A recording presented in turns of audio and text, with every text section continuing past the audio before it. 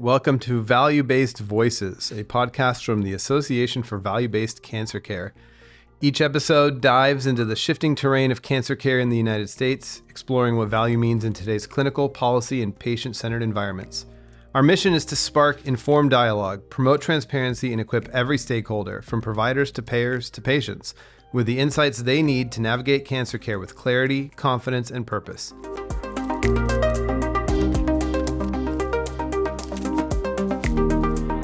Let's get into it. My name is Nick Ferreyros, and I'm Managing Director at the Community Oncology Alliance, and I'm going to be your host today. With me today is Bill McGivney, and today we're going to be talking about the NCCN, which I think is a very exciting topic for us to learn a little bit more about. Thank you very much for joining us today. Let's level set a little bit for everyone here. Tell us, what is the NCCN? I mean, I obviously we are in oncology, so we understand it, but even those who have spent a lot of time here may not really get the distinction of what NCCN may be versus other centers. Yeah, well, it's good to be here. The NCCN is the real name is the National Comprehensive Cancer Network, and it's an alliance now of 33 of the leading cancer centers in the United States and really in the world. And its basic mission is to improve the quality and the value that is available in cancer care, especially treatment, to patients in need with cancer. And the major way it really does that and contributes to accessibility and availability of new healthcare technologies is through various processes specifically. And the major process is the establishment of guidelines that make recommendations about what appropriate care is for over 99% of cancer patients out there.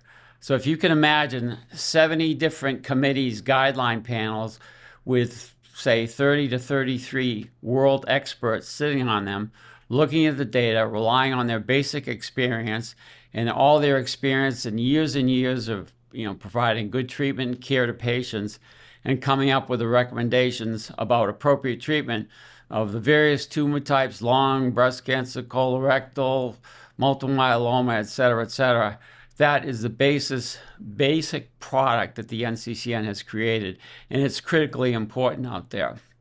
And one of the things that's pretty amazing about the process at NCCN and continues today is the fact that there is just tremendous updating of those 70 different guidelines, some of which the whole guideline, including the discussion, runs close to 400 pages. So there's continuous updating specifically. For example, the non-small cell lung cancer guideline last year in 2024 had 8 different versions. And that's because, as we all know, the advances in the diagnostics and in the treatments for cancer care patients is just coming at a rapid rate.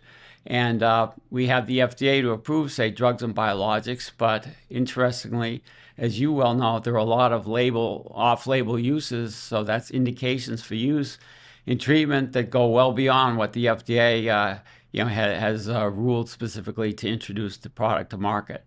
So, and then another product specifically is a derivative product of the NCCN guidelines. And it's really focused and directed more towards payers, although clearly, especially community practices have to use it to make determinations to make sure they know what's going to be covered by payers, which we'll discuss in a few minutes. But that's the NCCN Drugs and Biologics Compendium. And as I say, it's a derivative work of the NCCN guidelines in the sense that basically what it does, it takes all the indications for use of the drugs and biologics that are recommended in the guidelines and translates and transposes those recommendations consistently and accurately into a listing of indications that's easily accessible, especially by payers. Because payers, they don't want to go through the guidelines and try and find all the indications listed in the guidelines. This is a direct listing of the appropriate indications as adjudged and recommended by the NCCN Guidelines panel. And it's critical because obviously payer coverage, as you well know, and an expert you're an expert in this, but payer coverage is critical to, again, availability of drugs for use by clinicians and prescribing for patients. Yeah, there's no coverage, there's no access. Right? Exactly. So, I'm going to say this a little facetiously because I know who good. you are, but I kind of feel like you should be hosting this podcast and I should be the guest in a way because you are a legend within our world. We've known each other for years through AVBCC. give the audience a little bit of like who you are and what's your background about NCCN, because just listening to you for the last couple of minutes, I mean, I think you're going to forget more about NCCN than any of us are going to be able to learn in our lifetimes. So, how did you come to be associated with NCCN? Yeah. What's your history with it? Oh, first of all, you're very kind, because obviously you're wicked smart, as we say up in Boston. But anyway, with respect to how did I get to NCCN? Well, interestingly, in my career, I never planned anything out. Specifically, my first real job, as I mentioned before we even started, was at the American Medical Association. Then I was recruited to run national coverage policy at Aetna Health Plans, which at the time was the second largest commercial payer, private payer in the United States. And I ended up obviously running national coverage policy, both on the medical benefit side and on the pharmacy side, which was unusual then and is unusual now, and ran a bunch of different areas. But I guess it was in late September, October of 1996, I got a call from an executive recruiter who said, would you be interested in talking to me about a position as the CEO of this new organization, NCCN? I have to say I'd barely heard of it. And so I said, well, tell me what it is. And so we went into it. And so I was modestly interested, but when I went down and interviewed with the people and started, talking with the docs and the experts and the administrators and saw their enthusiasm and what they were trying to do, and my background with being a liaison to the FDA for the AMA and just everything being involved in clinical guideline development in my career kind of fit in.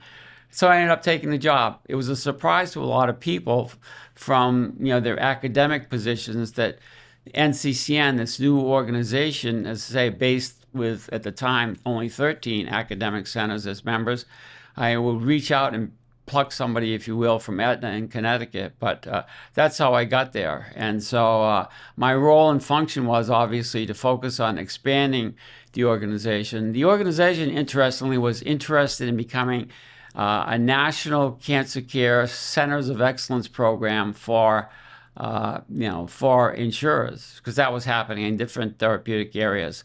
Interestingly, from my experience running centers of excellence programs at Aetna, I knew that, for example, if you had a member institution like MD Anderson, they would not want Bill McGivney negotiating their reimbursement rates for their specific services. So the second major program was the guideline effort. Mm-hmm. And again, obviously that has turned out to be tremendously important, influential, and essential, if you will, to access and availability. And I need to just shout out for the father of NCCN guidelines was a great physician from MD Anderson, who was recruited by MD Anderson from his, community practice, Roger Wynn, community practice in New Jersey down to Houston. And he just had this great view of basically that, clinicians needed to have, cancer was moving so fast in the community, as you well know, they're treating so many different types of cancer. They need recommendations from a national organization that was authoritative, and the recommendations were evidence-based. But you didn't need some ornate, complex methodological process that would take a lot of time. He knew that the docs that would sit around the committee tables, basically, they had the data in their heads. They understood it. In many instances, they were the investigators, the principal investigators that created it through clinical trial process. So anyway, I kind of got down to Philadelphia and ran with it, and things turned out pretty well. So you've talked a little bit about the guidelines and how they came to be and their establishment. I want to talk about what maybe sort of isn't on paper, right? A little bit of the behind the scenes, because everything's inherently political, especially when you talk about guidelines, right? Because you're starting to fence off and sort of navigate, steer the system in a direction, right? Mm-hmm. Particularly around drug policy. How did that come to be? What was the guiding principle, and sort of what barriers or challenges did you face when guidelines were starting? Great question. I mean, the first barrier was, it was making sure that they were evidence-based. And we were in an era where obviously everyone's talking, and it keeps changing year by year, but outcomes-based decision-making, evidence-based decision-making. And so that was the key. And as I say, Roger Wynn, understood that the docs who were going to sit around the NCCN panels, as they call it, tables, understood, basically what was what was important, what was going to drive, if you will, decision-making and policy setting. The other thing, obviously, was to organize. At the beginning, we had the breast cancer guideline. It was the first one. And gradually, obviously, we had to add panel after panel and staff up to manage all this. The important thing was, obviously, to have it out there for practitioners to use. And NCCN guidelines, I'd say, within 2 to 3 years became the standard of care out there in the United States.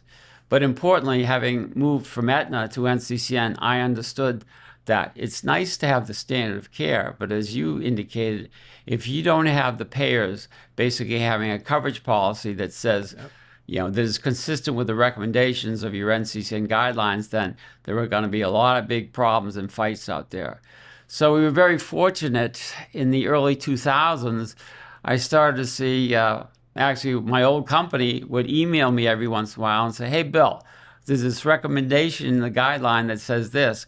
So what does that mean? Now, having run that area, and when I was at Aetna, I had a lawyer attached to my hip for my full 6 years there and understood the liability issues. I knew what they wanted. They wanted, in writing, Bill McGivney telling them what does this recommendation mean so that they could be consistent and be able to defend their actions and their policies. But what that told me in the early 2000s was the payers want this, they need it, or whatever. And so we began to work. And the story of the drug and biologics compendium, started to formulate in my mind, and I founded that. And the key was we walked the halls of Congress for 2 years to try to get Medicare recognition. But in January, and I had lots of connections because I'd been at Aetna, but great people like Lee Newcomer at United.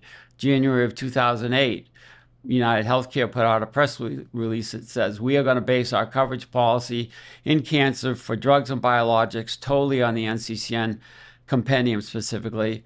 In June 4th, 2008 at 4:30 p.m., Medicare announced that they were going to recognize the NCCN compendium. So that was a space of 11 years, but that whole process gradually evolved from making it the standard of care in the United States, basically having the payers start to recognize it. And after United and Medicare, all the other payers followed. And, that's kind of history. It's, as you well know, it's much more complex than that. But anyway, it took a lot of work. And just the aggregate work of all the key opinion leaders that we had at the centers, the administrators, the NCCN staff, just everybody, contributed to us achieving those main goals. Yeah, so guidelines, compendium, standards, you sat on all sides of the table over your career. Right. And I, in my day job, I do policy and advocacy for, most of the time. And one of the issues that we run into frequently is, it's all well and good that it's in the NCCN guidelines, but sometimes you can have payers who just decide, oh, we're going to make alternative decisions or we're not going to cover that. And I wanted sort of, what's the point of having all of this evidence? You described a very rigorous, research, consensus-based process with recognition from different players. And yet you still have, and there are probably edge cases. I doubt it's a regularity, but it's still, at the end of the day, there's a human life at the end of that decision. What's your perspective on when a payer decides that they're not going to follow the guidelines? So the payers basically, began to, well, as you well know, so payers have to file with state insurance commissioners kind of how their processes and decisions are made. So once you file with a state insurance commissioner, basically, and say that, okay, we're going to use the NCCN guidelines as the basis for coverage decision making, say in cancer care, you don't want to go back and say, oh, we're going to kind of back off that and blah, blah, blah, blah, blah. So as you know, interestingly, the way to get around it is the wrong way to describe it. But the way to address it from the payer issue so that they have slightly more control is the establishment of prior authorization, the establishment of step therapy, the establishment of formularies.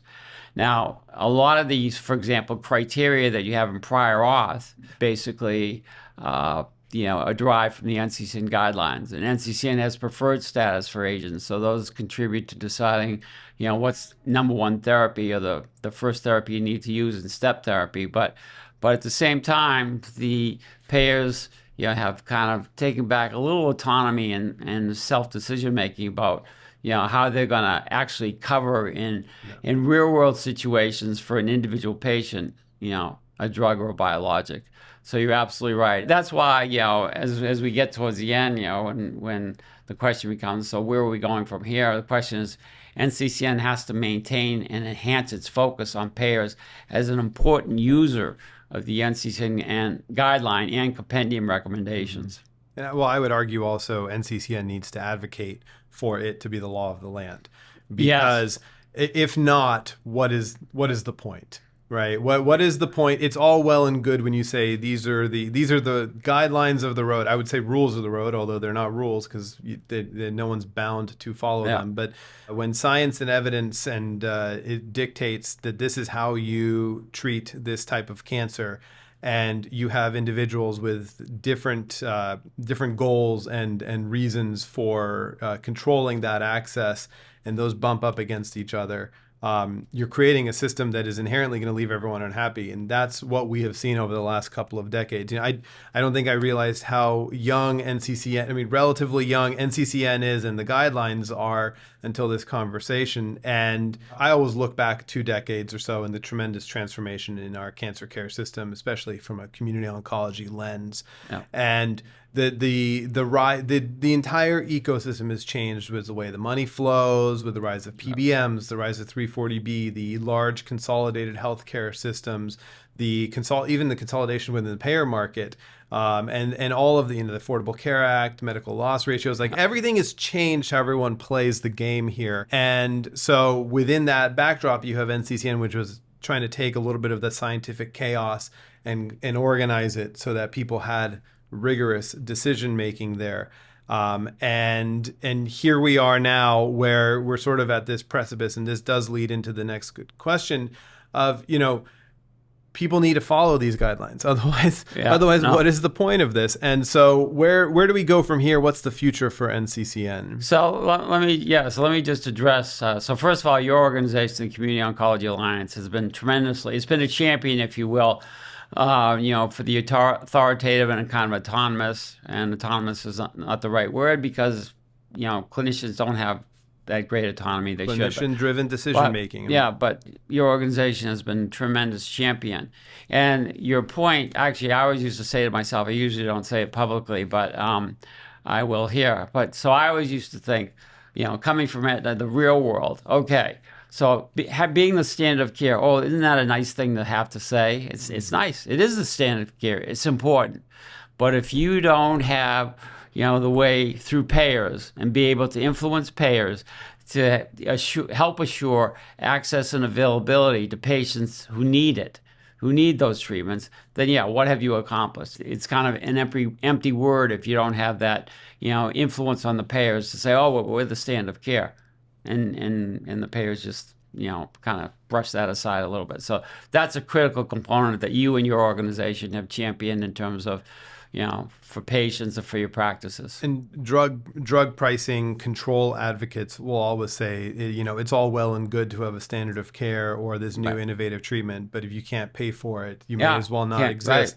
Right. And there is a balance of trying to figure out this system. But I do think when you have standard of care that is going to save a life, and we're seeing every day new innovative treatments that are truly saving lives, we have to, we have to be able to, people have paid for insurance. They have paid for coverage. We need to be able to ensure that they have some level of access to it, and not just, after 3 rounds of fail first step therapy and utilization management and suffering through 6 months of the different challenges that they face there. So with all the different types of therapy that are coming on the market, the bispecifics, the ADCs, the CAR T, et cetera, you know them all. So there are all sorts of options as you proceed through the lines of therapy. But so where does NCCN go from here? Well, hopefully NCCN goes, as I say, I left NCCN in 2011 after 15 years being the CEO, but hopefully NCCN, has an eye, and I think it does, to maintaining and even enhancing the position of the guidelines as the standard of care. Okay, because you get in all sorts of issues about how is that important. Well, if it's recognized standard of care, then if you're a payer in issues of liability and ended up in court and saying, what do you base your decision on? This NCCN that all these great academic centers belong to, they say this, and so that tends to force payers to follow NCCN. But so that's one thing. Just keep your eye on the ball there. Secondly, I think, and this is a real challenge because you've got 70 different guidelines, you've got, over 2,000 panelists, and you have this torrent of new technologies, drugs, devices, procedures, and techniques flooding into cancer care for diagnosis, for treatment, et cetera, et cetera. You have to keep it up to date. At the beginning, I mentioned the lung cancer guideline last year had 8 different versions, and that's tremendously taxing and a tremendous challenge, but you have to keep having these versions and these meetings that look at the latest data and be able to update what's already in the guidelines in terms of potentially new indications and things like that, and make it public so that then everybody is aware of it, including all stakeholders, including the payers. So that's important. One thing we haven't touched upon, I haven't mentioned it yet, and I'm closing here, but it is specifically the fact that NCCN, one of my goals was to make NCCN the gateway to off-label use. And what's off-label use? FDA approves drugs, biologics, as you well know, for certain indications. But I'll give you an example. The great advance of the anti-PD-1s and the anti-PD-L1s, basically immunotherapeutic agents, in the NCCN guidelines, the first 88 indications for those agents, 51 of those were off-label. So 67% of those were off-label uses, critically important, and the payers basically covered those uses because they were NCCN recommended. So that's important. 2 more points. One, basically, in addition to maintaining and enhancing position of standard of care, just maintain your focus on payers. Understand, this is for NCCN, understand the implications of everything you do, whether it's the recommendations, whether it's preferred status versus unpreferred, versus all the categories that I won't explain. And then, I guess, thirdly, or whatever it is, I feel like the governor of Texas, how many points did I make or not make? But, thirdly, specifically, understand that the biopharma industry and all the companies that are helping to advance new technologies, especially drugs and biologics, into the cancer care system, they're collaborators. You need to collaborate more and more because, not to get wonky, but there's a process of technology transfer with all sorts of stakeholders and shareholders to help facilitate the entry of advancements into the cancer care system so they're available to patients who need them. I mean, it moves so fast. They need to be at the table. Like that, it does not help anybody to push the certain stakeholders out of the room just because. I mean, that everyone has a voice. I often say that in advocacy, right? Everybody has a valid voice at the table, and hopefully, those voices can collaborate together successfully for patients and to make the cancer care system better. You're absolutely right. So, it was a privilege to work with the great doctors, physicians. At NCCN. NCCN is an essential, critical institution on behalf of shared decision-making, by doctors and their patients to make sure the patients have available the best treatment, that they can access. Well, thanks, Bill. This has been Thank great. you. Yeah, appreciate it. Very good. Well, that wraps up this episode of Value-Based Voices, brought to you by the Association for Value-Based Cancer Care. A heartfelt thank you to Bill McGivney for sharing his insights, and to you, our listeners, for joining the conversation. If you found today's discussion thought-provoking, be sure to subscribe to Value-Based Voices wherever you get your podcast. Stay tuned for more episodes that spotlight the voices shaping the future of oncology.